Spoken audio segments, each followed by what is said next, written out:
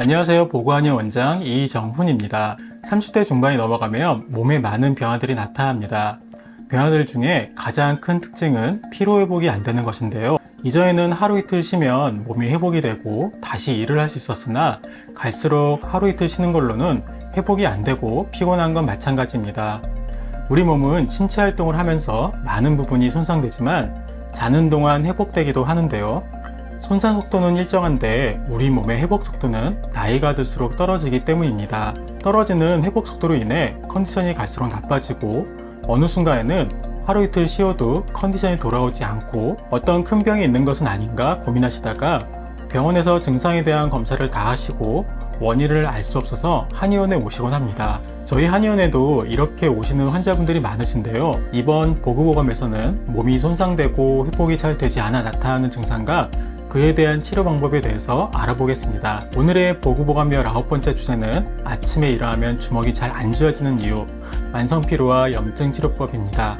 만성피로와 부종으로 힘들어하신 분들은 꼭 영상을 끝까지 보시면 많은 도움이 되실 겁니다. 환자분들의 증상은 비슷하지만 찾아오시는 나이와 유형은 차이가 있습니다. 우선 나이대는 30대에서 40대, 50대, 그리고 65세가 넘어가는 어르신들 4가지 유형으로 나눠볼 수 있는데요. 환자분들이 한의원에 오시면서 호소하시는 증상은 비슷하시지만 이렇게 나이에 따라 달라지는 이유는 타고난 체질의 차이입니다. 한의학에서는 사람의 기질을 선천과 후천으로 나누는데 선천은 타고나는 것, 후천은 태어난 이후에 얻어진 특징들을 얘기합니다. 선천은 한의학에서 말하는 체질로 설명할 수 있는데요. 타고난 체질이 근육이 잘 생기고 살이 잘 찌는 경우도 있는 반면에 아무리 노력해도 살이 잘 안 찌고 근육이 잘 안 생기는 타입들도 있습니다. 그래서 한의학의 사상체질에서는 태양인, 태음인, 소양인, 소음인으로 나눌 수 있는데요.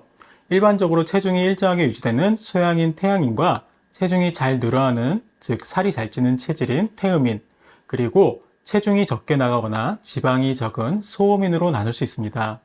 저희 보구한의원에서는 이러한 체질 분석과 더불어 유전자 검사로 체질을 진단합니다. 일반적으로 근육이 잘 생기는 타입은 ADRB2 또는 COL5A1 같은 근육을 잘 만들고 염증을 줄이는 유전자의 발현 빈도가 높은 편이고, 소음인의 경우 근육이 잘 생기고 염증을 줄이는 유전자의 발현 빈도가 꽤 낮은 편입니다. 그래서 보통 근육이 잘 생기지 않는 체질이 20, 30대에서 많이 피로가 발생하는 편이고요. 근육이 많고 신체대사의 활성이 좋은 분들은 40대, 50대에 넘어가면서 만성피로가 발생하곤 합니다. 즉, 20, 30대 초중반에 몸의 회복 속도가 떨어져서 오시는 분들은 소음인 분들이 많으며, 이러한 분들은 손발이 차고 소화기가 약해서 소화력이 떨어지고 웨이트 트레이닝을 해도 근육이 잘 안 생긴다는 분들이 많으며, 50에서 60대에 오시는 분들은 근육이 잘 생기고 기초대사량도 높으며 소화기에 문제를 겪지 않는 분들입니다. 이러한 타고난 차이에 남녀의 차이는 적습니다.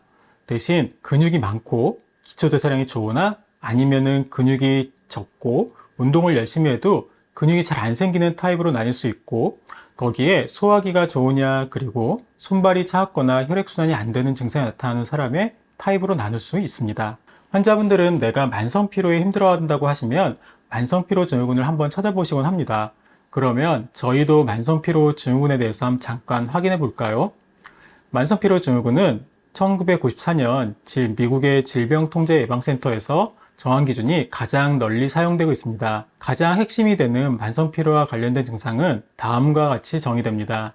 첫 번째로 임상적으로 평가되었고 설명되지 않는 새로운 피로가 6개월 이상 지속적 혹은 반복적으로 나타나고, 두 번째로 현재의 힘든 일 때문에 생긴 피로가 아니어야 하고, 세 번째로 휴식으로 증상이 호전되지 않아야 하고, 네 번째로 만성피로 때문에 직업, 교육, 사회, 개인 활동의 증상이 나타나기 이전에 비해 실질적으로 감소해야 합니다. 위의 피로 외에 다음 증상들 중 4가지 이상이 동시에 6개월 이상 지속되어야 합니다. 여기서 공통적으로 호소하시는 증상이 머리에 멍한 느낌 또는 두통, 그리고 팔이나 무릎 등에 나타나는 관절통, 그리고 아침에 손발이 붓는 증상입니다. 첫 번째로 머리에 나타나는 증상은 머리에 멍한 느낌과 두통으로 머리에 안개가 낀 것 같이 멍하고 무겁습니다. 머리가 착착 톱니바퀴처럼 돌아야 하는데 그 사이에 나무 토막을 하나 넣어서 머리가 안 돌아가는 느낌이 들면서 멍하고 집중이 힘듭니다. 여기에 목의 증상까지 있게 되면 후두부 쪽의 뻣뻣함, 둥둥거리거나 찌릿하는 두통도 나타납니다. 이러한 증상들은 두통약을 복용해도 해결되지 않거나 몇 시간 괜찮았다가 다시 반복되는 등 만성화가 되기 시작합니다. 두 번째는 관절 통증이 특정 관절에 국한되지 않고 전신의 모호한 증상이 나타납니다. 또는 평소에 아팠던 관절 통증 중에서 예를 들면 허리 통증이나 팔의 엘보 통증, 무릎에 관절 통증이 있으면 더욱 자주 아프기 시작합니다. 즉, 통증에 굉장히 예민해지는데요. 통증을 자주 느끼거나 어떤 동작에도 힘들다는 느낌이 들기 시작합니다. 그런데 엑스레이나 초음파 등의 영상을 보면 통증을 심하게 느낄 만큼 문제가 생기진 않았으나 환자분들께서는 느끼는 통증은 굉장히 심하다고 말씀을 하십니다. 세 번째로, 저녁에는 컨디션이 좋은 반면에 아침이 매우 힘든데요. 특히 아침에 일어나면 손발에 이렇게 부은 느낌이 들면서 주먹을 쥐었다 펼 때 잘 안 펴진다고 말씀을 하십니다. 주로 일을 많이 하시는 분들이 아침에 느끼는 특징인데요. 여러 이론이 있지만 우리 몸의 조직이 손상될 때 통증을 잊게 하는 물질들이 나오는데요. 특히 우리가 가려울 때 몸을 긁으면 시원하면서도 가려움증을 잊게 하는 물질도 이러한 물질입니다. 이러한 호르몬 중에 다이놀핀이라는 호르몬도 이에 해당돼서 넘어지거나 다치면 피와 함께 조직액이 나와서 붓게 되는데, 우리가 일반적인 일을 할 때도 관절 조직이 손상되면 조직액이 나오고 관절을 보호하게 됩니다. 일을 열심히 하게 되면 조직액이 천천히 나와서 잠을 자는 사이에 조금씩 나오게 되고, 관절 중에 제일 작은 손가락 관절은 조금의 삼칠물에도 영향을 받아서 아침에 일어나면 흡수되지 않고 주먹을 잘 쥐어지지 못하거나 손이 저리게 됩니다. 그리고 아침 이후에 열심히 움직이면 조직액이 흡수되기 때문에 주먹이 잘 쥐어지고 붓기가 가라앉고요. 아침에 붓고 저녁에 쌩쌩하고, 이러한 증상은 모두 몸이 손상되고 조직액이 나오고 제대로 흡수되지 못해서 생기는 증상입니다. 즉, 조직액은 우리 몸이 손상되고 손상된 조직을 보호하기 위해 나오는 액체인데요. 붓는다는 것은 부종은 우리 몸이 손상되는데 손상되는 만큼 회복을 못 시킨다는 의미입니다. 네 번째로, 소화가 안 되기 시작합니다. 조직과 관절이 손상되면서 만성적인 염증 반응이 일어나고 간에서도 염증을 해결하려는 반응들이 나오는데, 간이 여러 가지 일을 하지만 여러 일을 하다 보면 간이 멀티태스킹이 잘 안 됩니다. 그래서 소화액의 분비가 적어지게 되거나 위장 기능이 약해져 식사를 한 후에 명치 부분이 답답하고 트직한 느낌이 드는 등 소화 기능에 문제가 생기기 시작합니다. 다섯 번째로, 다리도 붓기 시작합니다.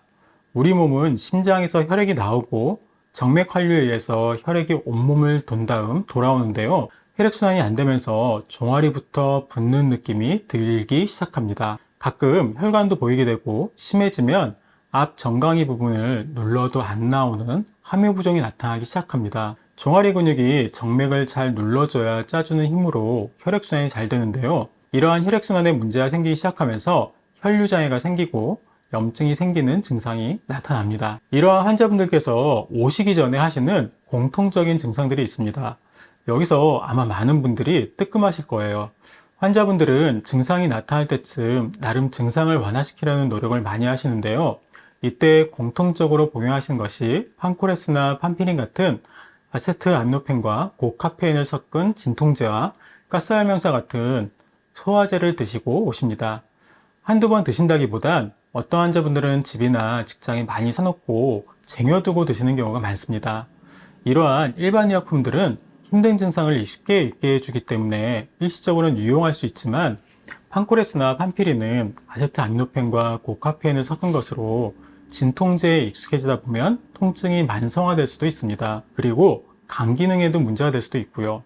통증을 잊으려고 복용하는 약이 결국은 증상을 악화시킬 수 있는 겁니다. 이러한 상황이 반복되니 당연히 소화 기능에도 문제가 생겨서 가스활명수 같은 소화제를 달고 살게 됩니다. 처음 복용하실 때는 일을 해야 하니 복용을 하셨을 겁니다. 약을 복용하니 근육통, 머리의 멍함, 기력 없는 증상이 완화되고 일을 할 수 있고, 저녁에는 컨디션이 좋아지니 다시 일을 하고, 그리고 아침에는 손이 붓고 이렇게 주먹이 안 쥐어지고 머리도 멍하고 소화도 안 되기 시작합니다. 그러면서 판피린이라든지 판코레스라든지 가스헬명수는 습관적으로 복용을 하게 되고, 이러한 일상의 반복은 몸을 더욱 손상시키고 힘들게 합니다. 자, 지금까지 영상을 보셨으면 이거 내 얘기네 하는 분들도 계셨을 거예요. 제가 많은 환자분들을 보면서 이러한 병리의 변화를 겪고 오시는 분들이 참 많습니다. 개인의 회복력의 차이가 있기 때문에 정도의 차이는 있지만, 이런 분들의 공통점은 일상에 일이 많은 과로를 하시는 분들 아니면 일상적인 일에도 몸의 회복력이 따라가지 못하시는 분들입니다. 이런 분들의 경우 만성피로증후군이 더욱 심해져서 피부에 두드러기, 여드름, 묘기증과 같은 피부 증상이 생기거나 돌발성 난청, 이명, 어지럼증 등의 증상을 겪고 치료가 안 돼서 오시는 분들이 꽤 많습니다. 제가 이러한 증상을 케이스별로 설명해 놓은 자료가 있는데요. 네이버 창에 이정훈 한의사 이렇게 치신 다음 뉴스칸으로 가면 제가 민족의학신문에 쓴 생기는 의학 칼럼에 치료 케이스들이 많이 나옵니다. 한번 참고하시면 좋을 것 같아요. 이러한 병리로 만성피로나 낫지 않는 염증 질환은 결국은 우리 몸의 회복력을 높이는 치료를 해야 합니다. 단순하게 어떤 거 복용하시면 좋아집니다, 이건 아닙니다. 제 생각에는 약물 한 가지 복용해서 우리 몸의 생리 반응이 원래대로 회복되는 건 없다고 생각해요. 환자분들의 삶을 보고 우리 몸의 회복력이 떨어져서 질병이 나타나게 되면 그 과정에서 여러 가지를 치료해야 합니다. 그리고 환자분의 체질에 따라서 치료가 되는 반응도 매우 다양하게 나타납니다. 이제 약으로도 낫지 않는 염증 질환과 푹 자고 쉬어도 풀리지 않는 만성피로가 나타나는 과정을 설명하고, 이러한 증상이 나타날 때 검사상의 특징과 치료 방법을 알려드리겠습니다. 몸이 피곤하면서 스테로이드나 항히스타민제로 낫지 않는 가려움증이나 두드러기 같은 피부질환에서 돌발성 난청, 이명, 이석증 등의 증상이 낫지 않는 증상이 힘드신 분들이 보시면 분명히 도움이 되실 겁니다. 건강한 삶을 위해서 우리 몸은 균형을 맞춰주는 항상성을 유지해야 하고, 근육은 항상성을 유지하는데 중요한 역할을 합니다. 우리의 몸은 근육이 많고 지방세포가 적당할 때는 안정된 대사활동을 하지만, 근육이 줄어들고 지방세포가 늘어나면 약으로도 제어가 힘든 비특이적인 염증 반응이 나타나기 시작합니다. 첫 번째로 정상적인 컨디션의 상태에서는 지방세포의 크기는 적당한 크기이고 미세혈관이 지방세포에 산소를 잘 공급합니다. 그런데 이러한 상황에서 일이 많아지거나 혹시나 밤에도 일하면서 야식을 먹게 되면 살이 조금씩 찌게 됩니다. 몸이 건강하고 날씬한 분들도, 또는 원래 살이 잘 찌는 분들도, 또는 저와 같이 일반적인 체형의 분들도 야금야금 살이 오르면서 지방세포의 크기가 커지게 됩니다. 그리고 나이가 들어서도 지방세포의 크기가 커지기 시작하고, 이때는 약간의 체중 증가가 있으나 피로감은 심하지 않으며 지방세포가 커지고 중성지방이 높아질 뿐 다른 이상은 보이지 않습니다.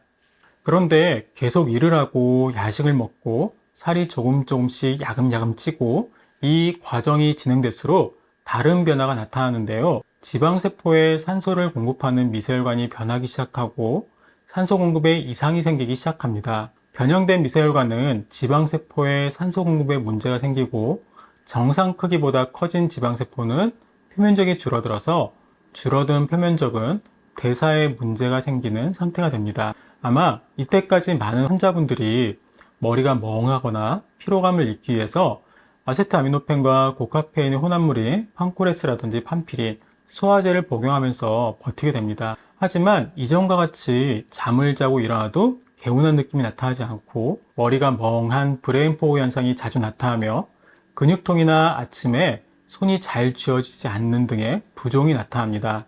이때부터 조금씩 나타나던 염증이 본격적으로 발생하는 시기입니다.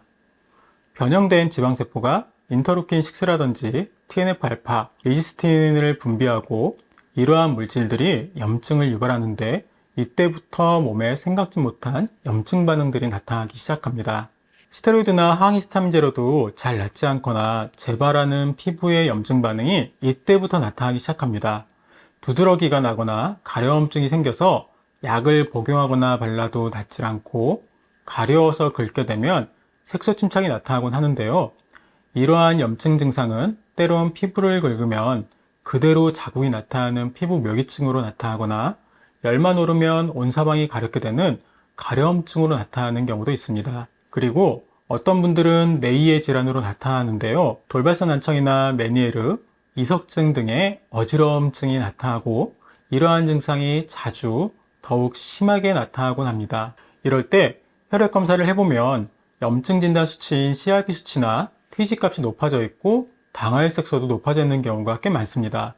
이 단계까지 오면 하루 이틀 쉬어도 회복되지 않고 일상이 힘든 만성피로 증상이 나타나게 됩니다. 낫지 않는 염증과 만성피로로 내원하시는 환자분들에게 하는 검사가 있는데요. 첫 번째 검사가 중성지방인 TG, 그리고 간 수치, 염증 수치인 CRP와 뇌당능 장애를 확인하기 위해서 당화혈색소 검사가 필요합니다.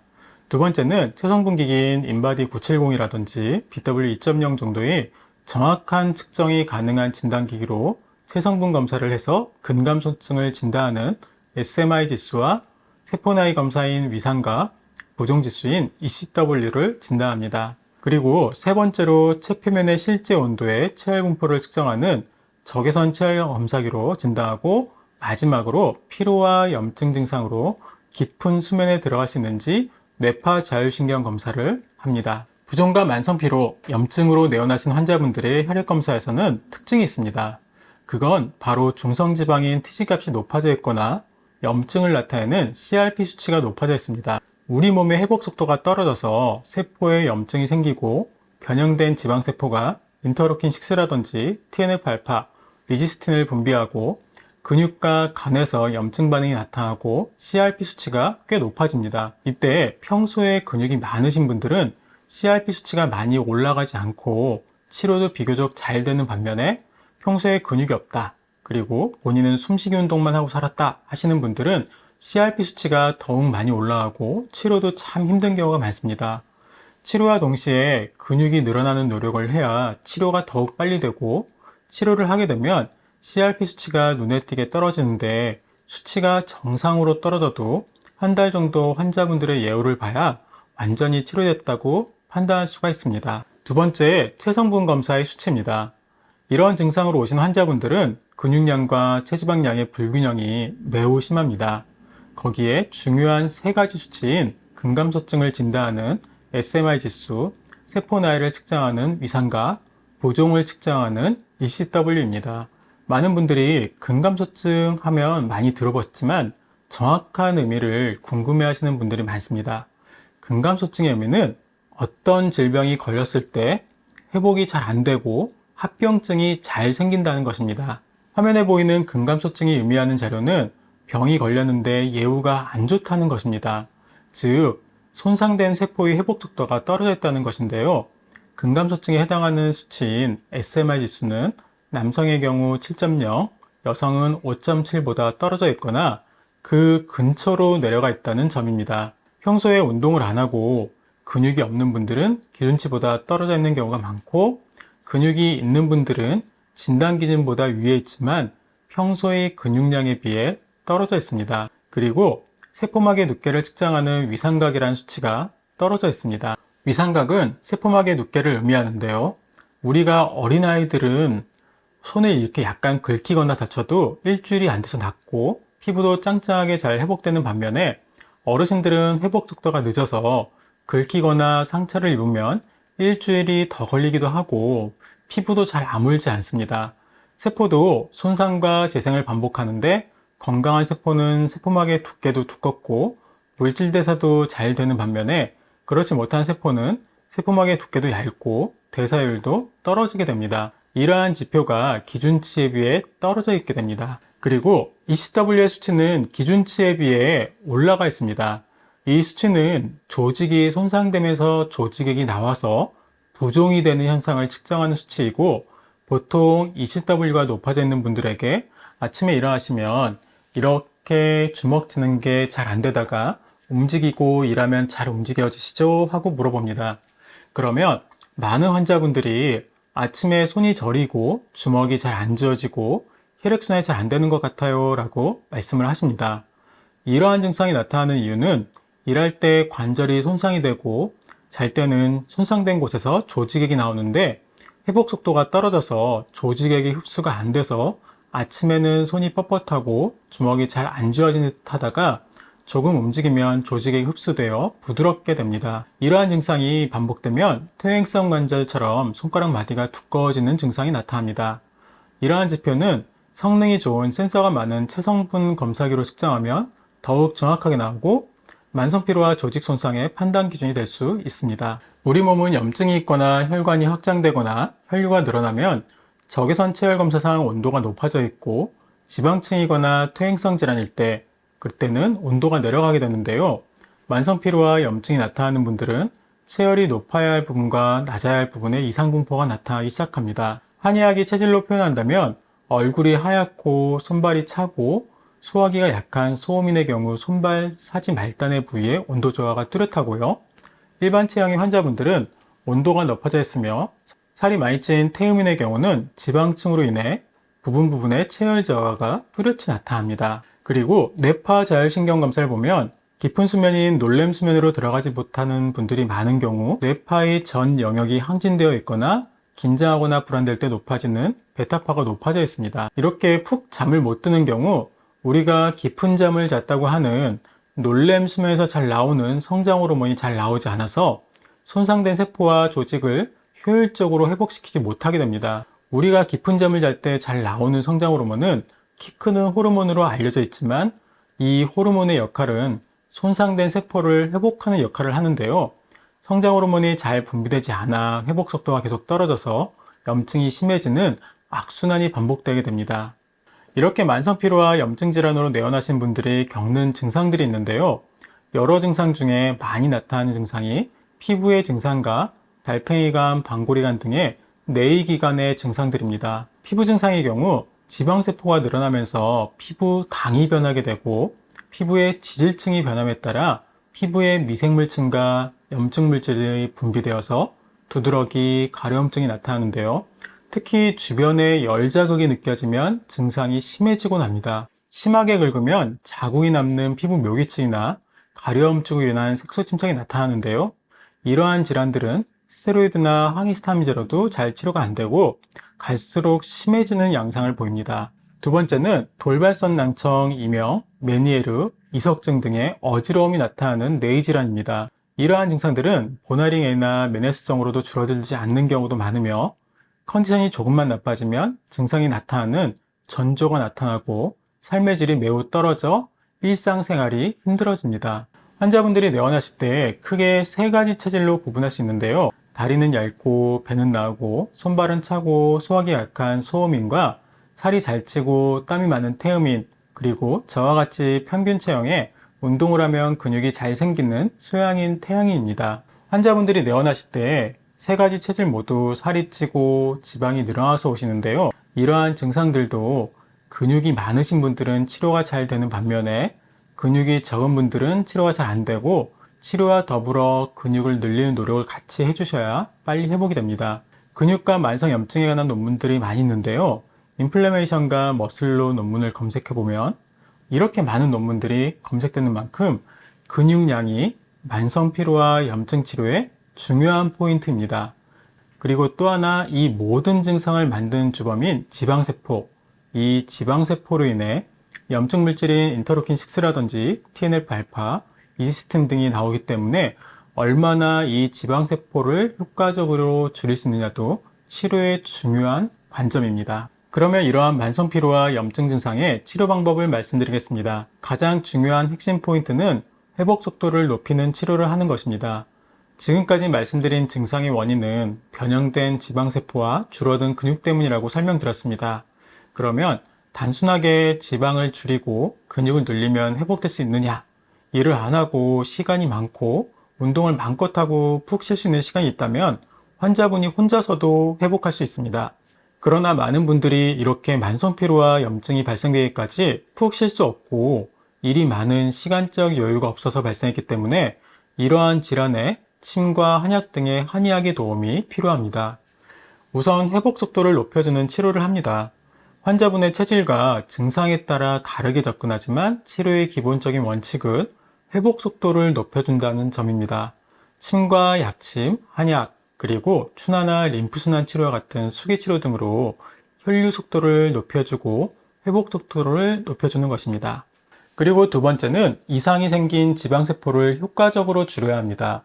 환자분들이 이렇게 되면 굶으면서 다이어트를 하면 될까 하고 생각하시지만 아까의 그림을 다시 잠깐 보시면 염증이 높아지면 인슐린의 저항성이 높아지는 내당능 장애도 나타나서 당화혈색소가 높아지는 경우가 꽤 많습니다. 이러한 상태에서는 에너지를 잘 보충하면서 지방을 분해시키기 힘드므로 전문가의 도움을 받아야 치료가 가능합니다. 그리고 이렇게 부종과 염증이 생기고 만성피로에 힘든 환자분들이 호소하시는 증상 중에 하나가 주무시다가 쥐가 잘 난다는 것입니다. 혈류순환에 문제가 생겨서 종아리에 실핏줄들이 보이기 시작하고 정맥 환류가 안 되어서 종아리에 근육경련과 쥐가 잘 납니다. 정맥의 환류뿐 아니라 피부 및 근막의 림프액의 순환도 문제가 되어서 부으면서 다리 앞쪽, 경골 내측에 손가락으로 꾹 누르면 잘 튀어나오지 않는 함유부종이 생기곤 합니다. 이러한 증상은 림프순환을 위해서 근막을 잘 이완해주고 근육을 잘 눌러줘서 정맥 환류가 잘 되도록 하는 림프순환 마사지 치료도 도움이 됩니다. 이런 부종과 만성피로 염증으로 인해 회복 속도를 높이고 지방세포를 효과적으로 줄이면서 림프와 근육의 이완을 해주는 치료로도 일상생활로 회복하는 데 큰 도움을 줍니다. 만약에 부종과 만성피로, 염증에 대해서 궁금한 사항이 있다면 제 카톡을 통해서 문의를 해주세요. 제가 조금 더 꼼꼼하게 말씀드릴게요. 이상 아침에 일어나면 머리가 멍하고 주먹이 잘 안 쥐어지는 이유, 만성피로와 염증 치료하는 방법에 대해서 말씀드렸습니다. 항상 건강하세요. 이상 보고보감이었습니다.